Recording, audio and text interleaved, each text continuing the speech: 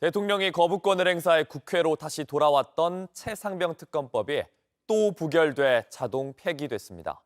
이 과정에서 여야 간 고성과 비방이 오가는 등 격앙된 반응 속에 야권은 8월 국회에서 다시 법안을 추진한다는 방침입니다.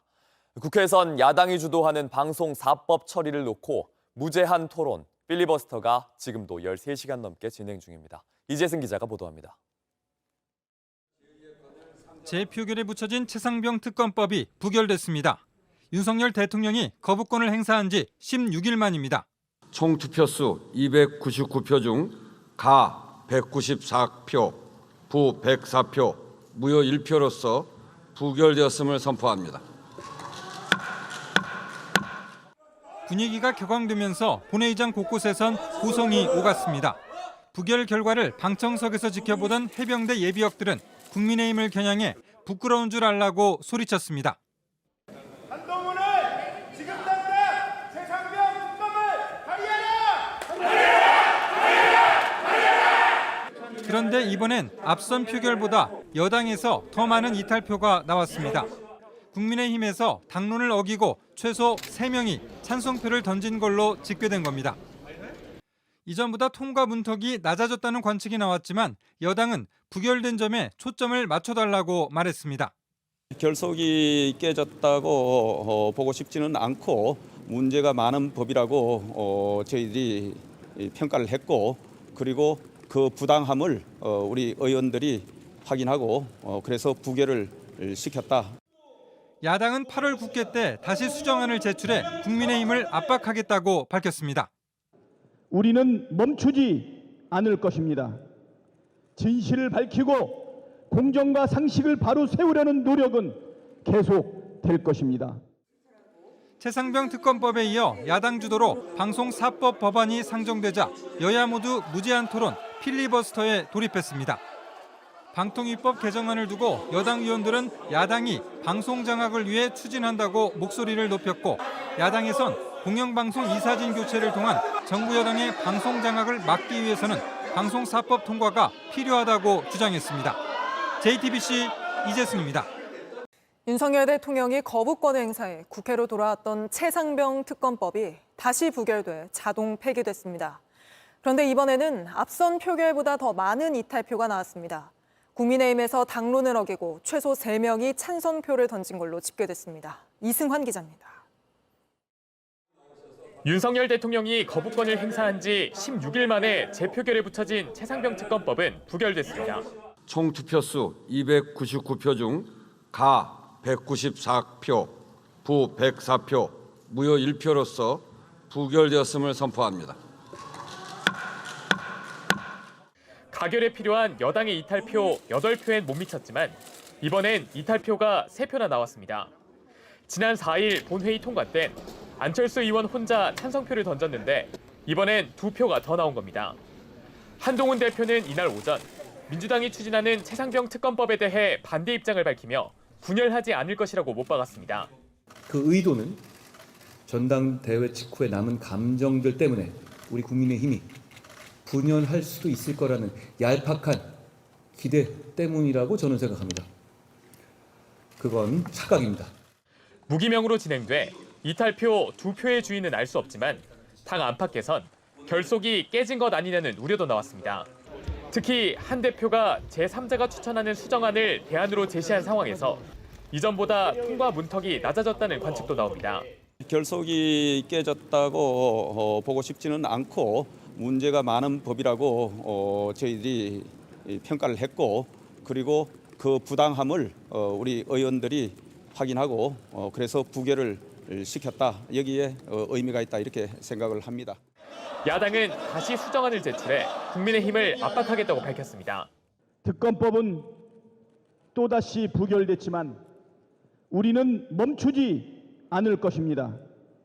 진실을 밝히고 공정과 상식을 바로 세우려는 노력은 계속될 것입니다. 공영방송 지배구조 개선을 골자로 하는 방송 4법도 함께 본회의에 상정됐습니다. 국민의힘은 날치기 법안 처리로 규정하고 법안 한 건마다 24시간씩 4박 5일간 무제한 토론으로 대응하겠다고 밝혔습니다. JTBC 이승환입니다.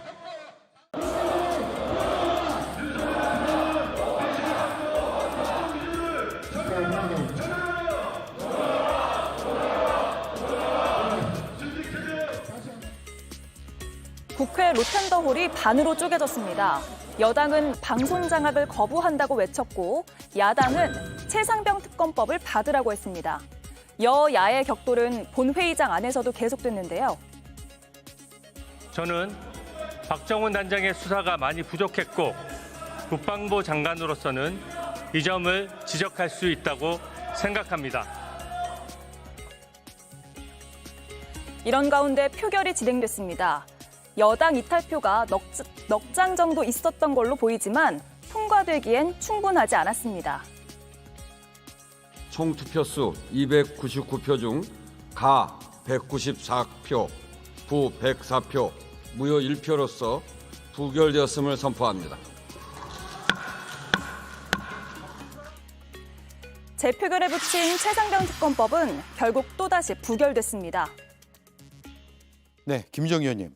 표 분석부터 해봐야 될 것 같은데 지금 반대가 104표가 나왔어요. 네. 108표가 나오진 않을 거라고 봤어요. 왜냐하면 안철수 의원이 있었기 때문에. 근데 104표라면 4명이 이탈한 거 아니에요? 그렇습니다. 지금 찬성이 194표이기 때문에 원래 300명인데 1명이 이제 불출석했고 194명이 찬성을 했기 때문에 결과적으로는 여당 쪽에서 3표가 이탈을 한 걸로 결론이 지어지는데 네. 그렇다면 안철수 의원 지난번에는 1표였잖아요. 2표가 더해진 거거든요.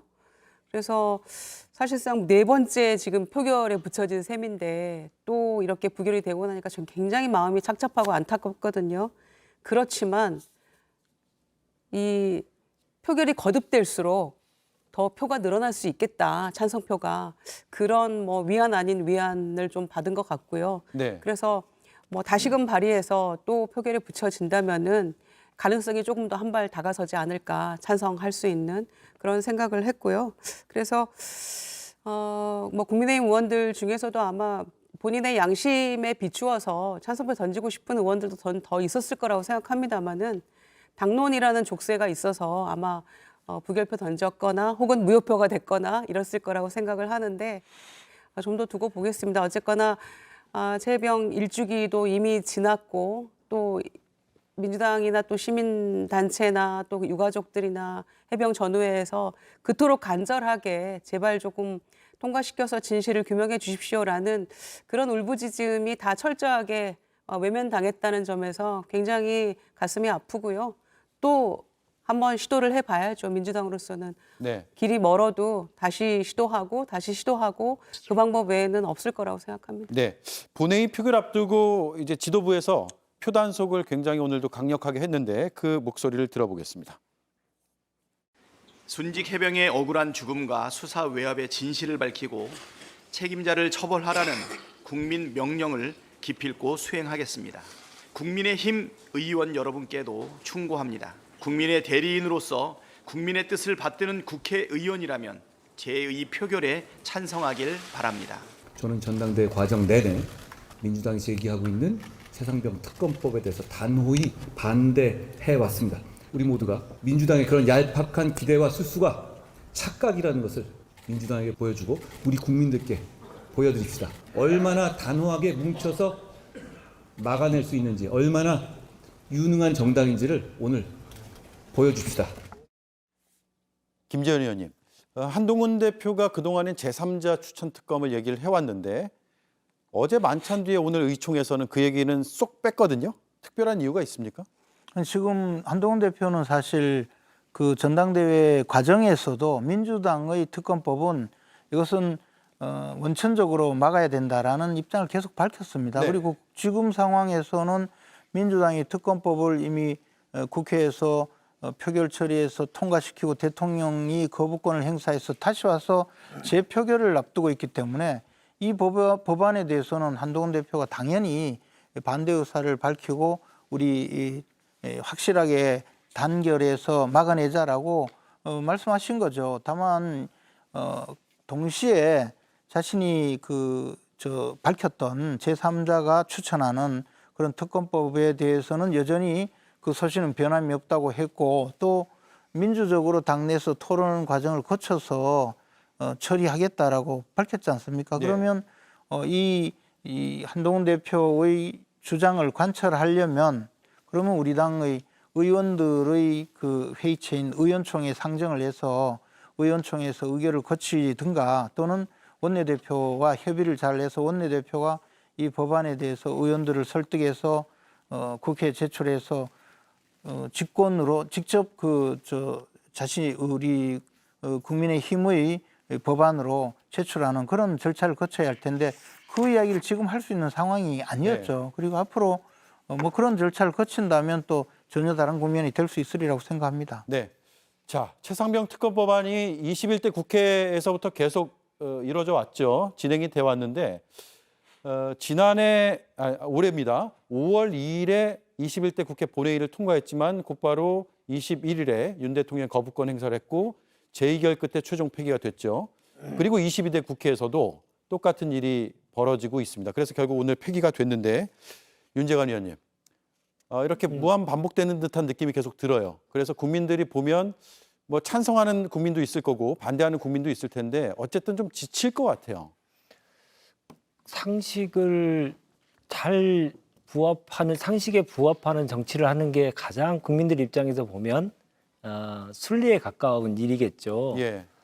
상식이라 하면 어떤 젊은 군인이 군대에 가서 나라를 지키기 위해서 군대를 갔는데 최소한의 안전장치도 없이 물에 들어가서 순직한 사건이 벌어졌으면 그게 어떻게 그렇게 벌어졌는지에 대해서 제대로 밝히는 것이 순리이겠죠. 그게 네. 상식이겠죠. 근데 그 상식이 이토록 지켜지는 게 어렵다라는 걸 보면서 어떤 국민이 그것을 납득을 하겠습니까?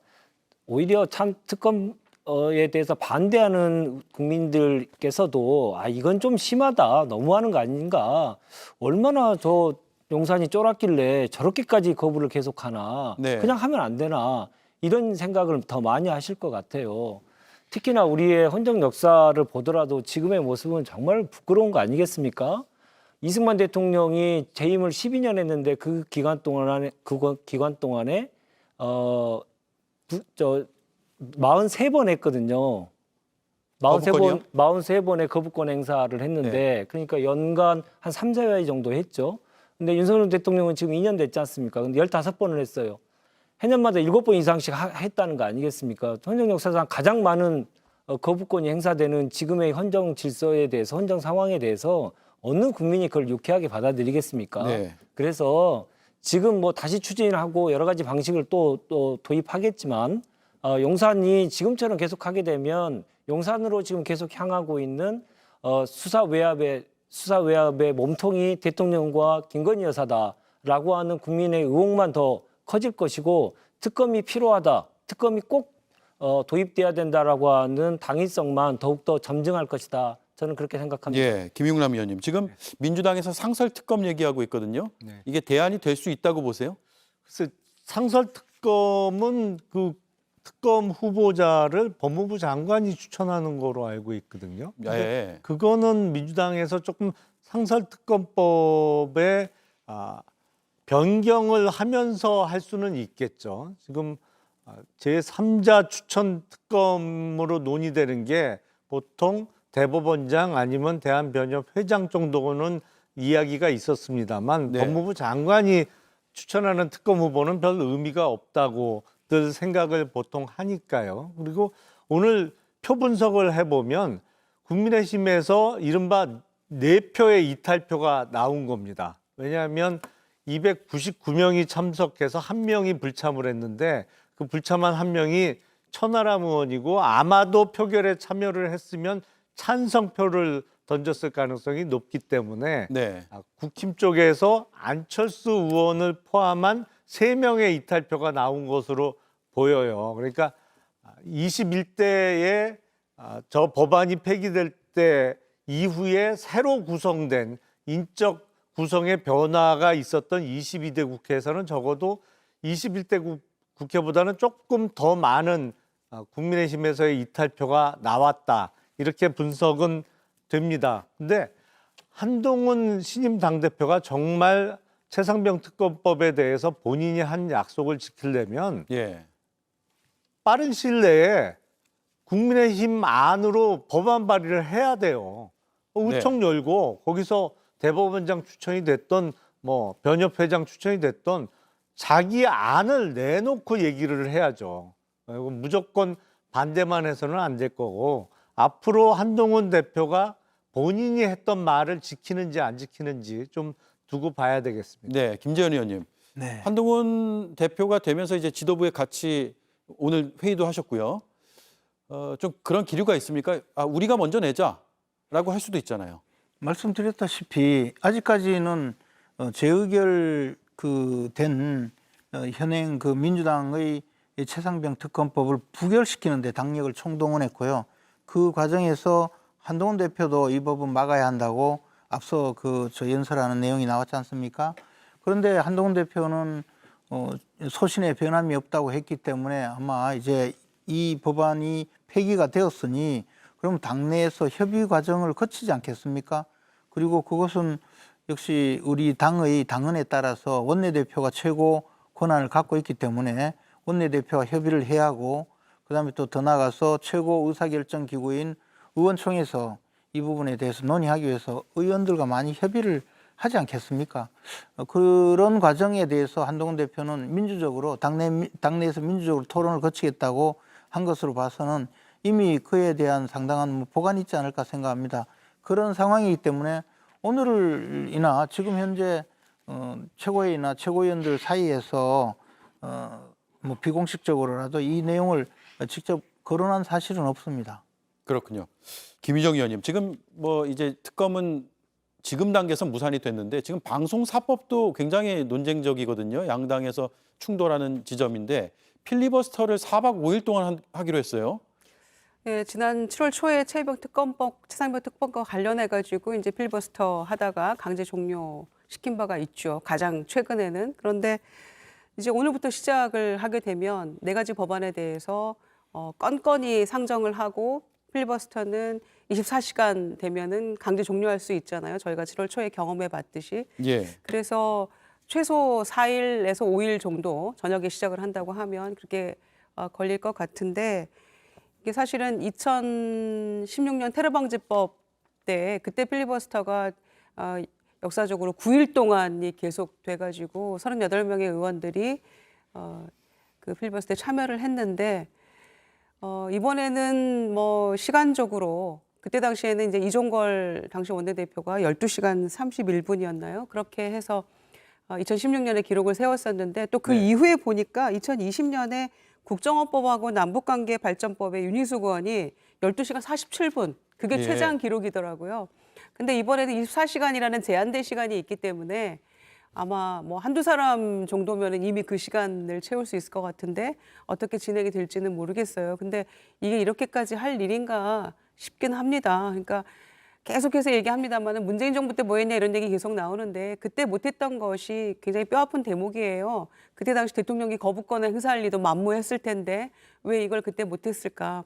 그 정권 바뀔 때마다 이 끝없는 악순환의 고리를 언젠가는 끊어야 될 텐데 그거를 못하고 또 이렇게 필리버스터 하면 어차피 이것도 우리가 거부권 행사가 될 거라는 것도 너무나 뻔한 순서인 것 같아서 굉장히 안타깝죠. 그러나 그런 점에서 국회의장의 어떤 중재안이 받아들여지지 않은 것도 굉장히 유감입니다. 네.